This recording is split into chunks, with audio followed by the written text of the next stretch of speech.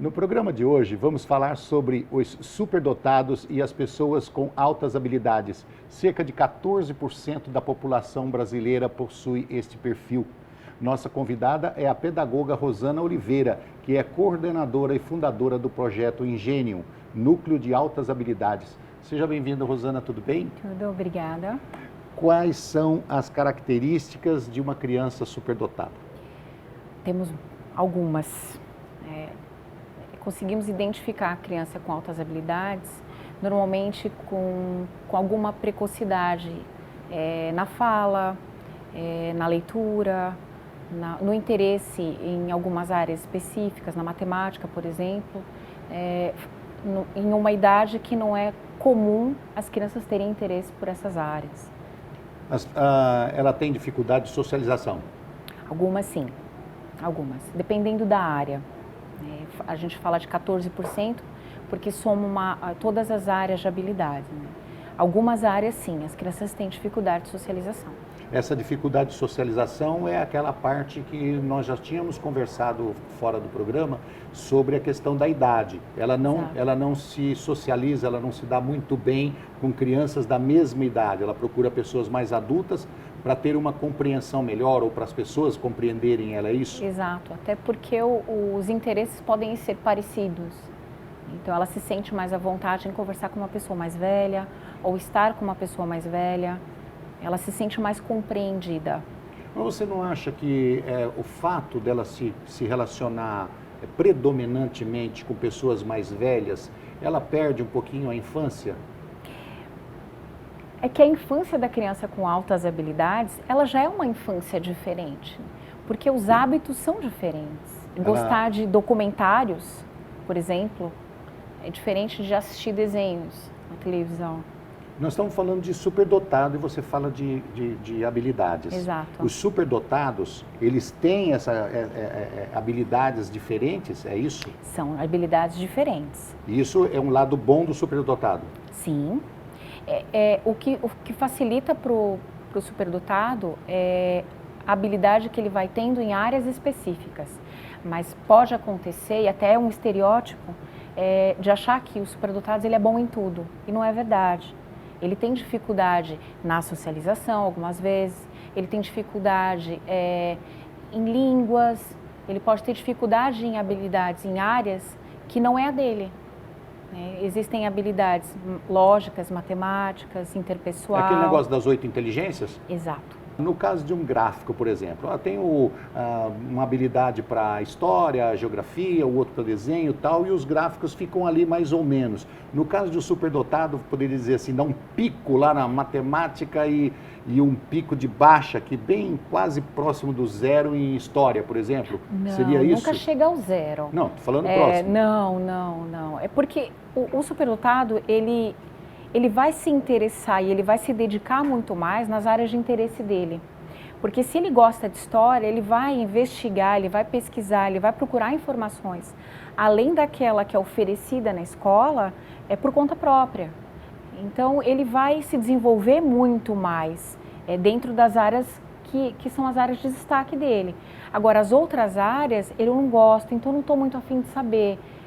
Mas se ele for se dedicar àquelas outras áreas, ele também vai ter uma capacidade superior de Isso traz uma dificuldade incrível para a criança nos primeiros anos de escola, né? Porque você é obrigado a estudar todas as matérias e é obrigado a tirar a nota 7 em todas as matérias para passar. E a escola é chata, se de repente ele tira 10, lá 11 numa matéria e tira 3 na outra, ele não vai passar de ano. Quer dizer, como é que fica a relação? Já aconteceu. Nós temos alguns casos de alunos que não se interessam, por exemplo, por geografia, mas em matemática gabarita as provas todas.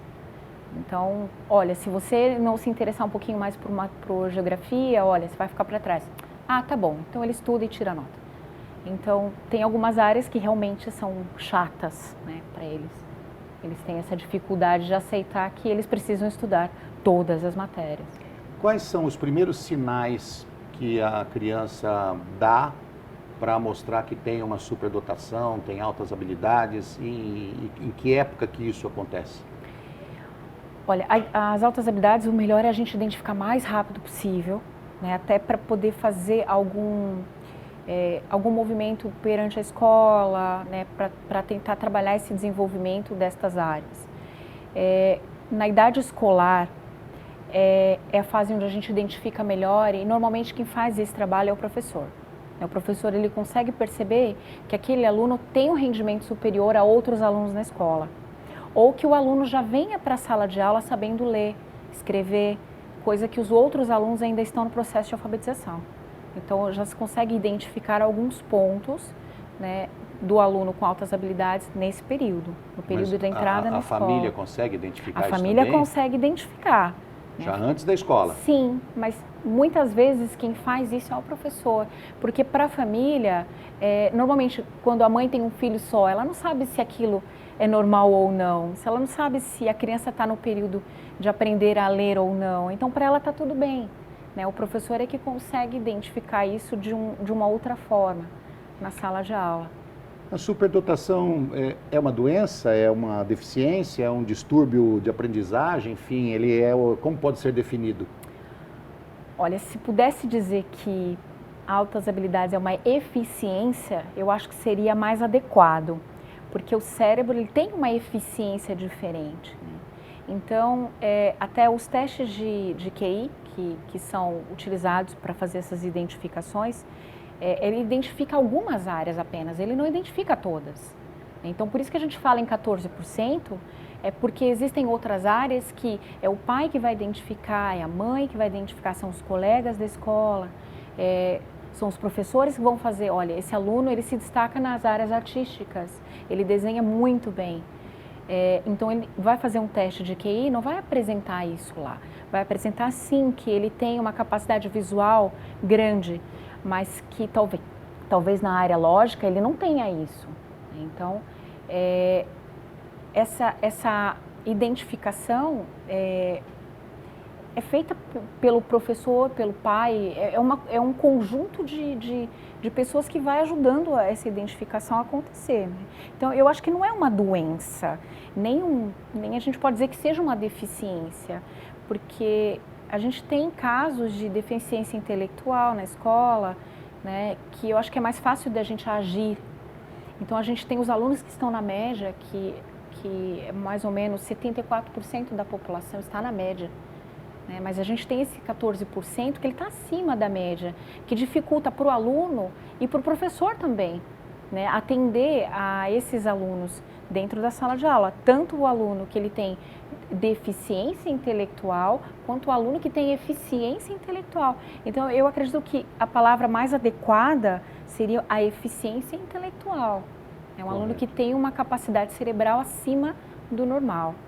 A coisa de 40 anos atrás, falar em QI era moda, né?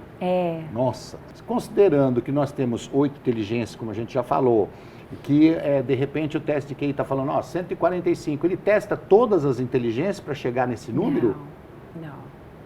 O teste de QI ele evoluiu muito dos 40 anos para cá. Então nós temos... Eu estou nos 40 anos. Né? Então, aí ó. O teste de QI é um teste que aplica-se e vai fazendo uma análise comportamental, uma análise neurológica. Então ele não analisa uma especificidade, uma inteligência, ele analisa o comportamento da pessoa. Também. Ele vai fazendo uma análise muito maior. Hoje, quando a gente pede para fazer uma avaliação, não é só o VISC que é aplicado, ou o Raven, que são indícios de altas habilidades.